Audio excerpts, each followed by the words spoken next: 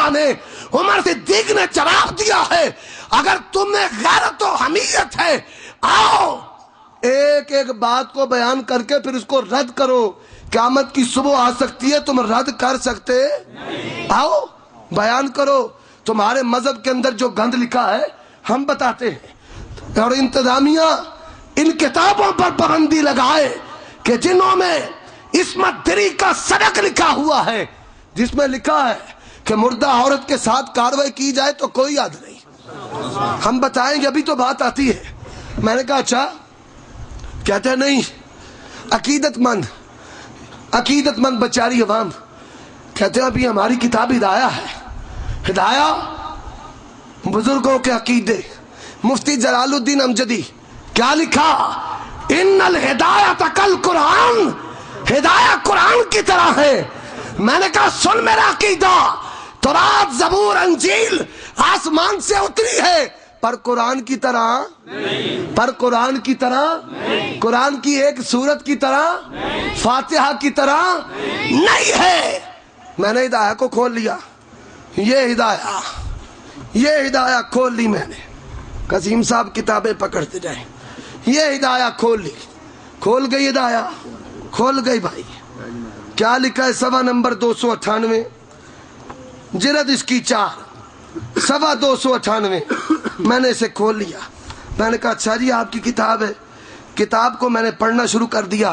لکھا کیا ہوا ہے لکھا ہے من امتنع من الجزیہ او قتل مسلما او زنا بمسلمۃ او سب النبی علیہ السلام لم ينتقض عہدہ.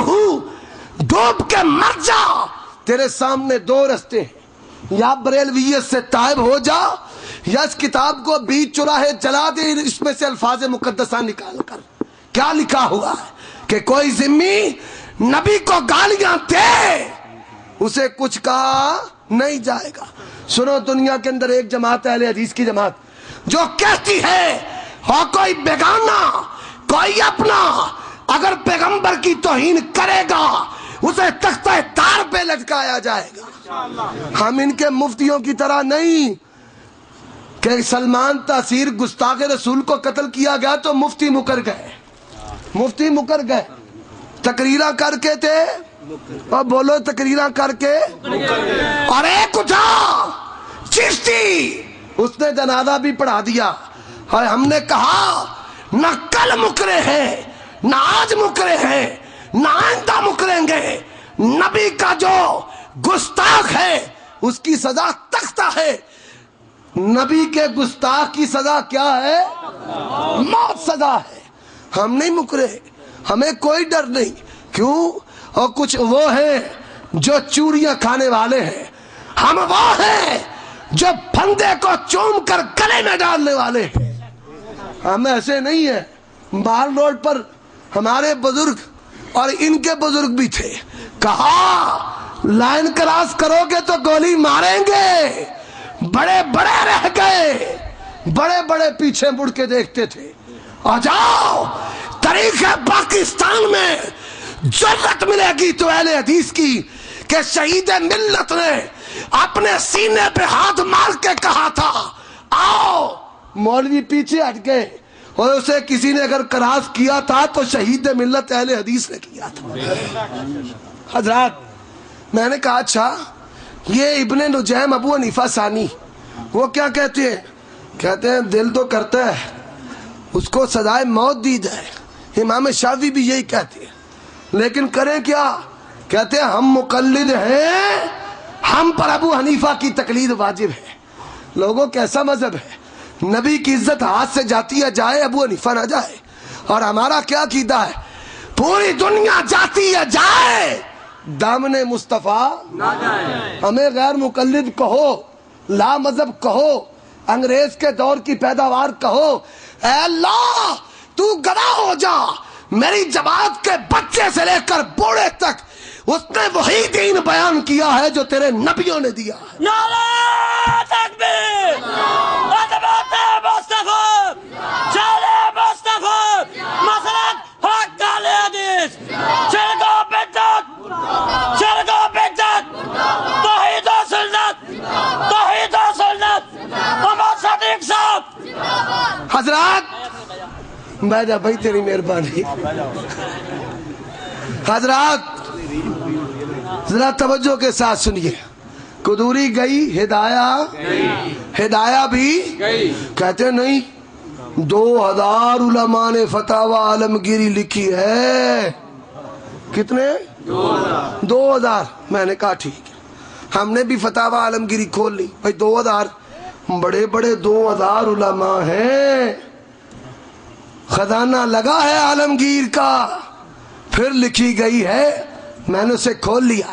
اس میں کیا لکھا ہے؟ اللہ کی قسم ایسے مسائل ہیں جو میں یہ رب کے گھر میں بیٹھ کر بیان نہیں کر سکتا. میں بیان نہیں کر سکتا. 2-4 ٹھوک دے. بس ایک مثال دے دیتا ہوں. ایک مولوی نے میرے ساتھ پھڈا بنا لیا, یوں ہے یہ ہے. میں نے کہا اللہ کی قسم دین کا جو بھی مسئلہ قرآن حدیث میں ہے اس پر میں عمل کرنے کے لیے تیار ہوں. اس وقت میری شادی نہیں ہوئی تھی. کہتا ہے اگر تو تیار ہے تو پھر عورت کے ساتھ کوئی معاملہ کیوں نہیں کرتا؟ میں نے کہا رشتہ آپ دے دیں, ہم یہ بھی عمل کرنے کو تیار ہیں. اللہ کے فضل سے جو دین ہے اس پر عمل کرنے کے لیے تیار ہے. میں نے کہا تمہاری فقہ میں لکھا ہے کہ اگر جانور کا ذکر اپنی دوبر میں دے تو اس کا وضو نہیں ٹوٹتا. میں نے کہا جناب آپ یہ عمل گدھے کے ساتھ کر کے دکھائیں, ویڈیو آپ پیش کر دیں, 5000 میں پیش کر دوں گا. بھائی ایک مثال میں نے دی ہے, ایک مثال. اور یہ کتابیں اللہ کی قسم میں تو چھپا چھپا کے رکھتا ہوں کہ گھر والوں میں سے کوئی پڑھ نہ لے اسے. اتنی گندی اور اتنی سیکسی کتابیں ہیں. اور میں نے کئی دفعہ یہ بات کہی ہے, کئی دفعہ میری لائبریری میں اکثر آتے ہیں غیر اہل حدیث. میں انہیں کہتا ہوں یار کوئی گندے سے گندا مسئلہ سوچ لو, کوئی گندے سے گندا, کوئی گندے سے گندا سوچ کے آزما کے ساری زندگی کے لیے سوچ کر اسے عبارت کی صورت میں تم لکھو. فقہ حنفی سے نکال کر دینا میرا کام. بات کی سمجھ آئی کہ نہیں آئی؟ صحیح اسد اگر تم بے غیرت ہے تو کوئی گندی سے گندی عبارت پیش کر, میں تیری کتابوں سے نکال کر نہ دکھاؤں تو بیچ چراہے کے ساغر میں میری گردن مار دی جائے تمہیں خون بھی آف ہے.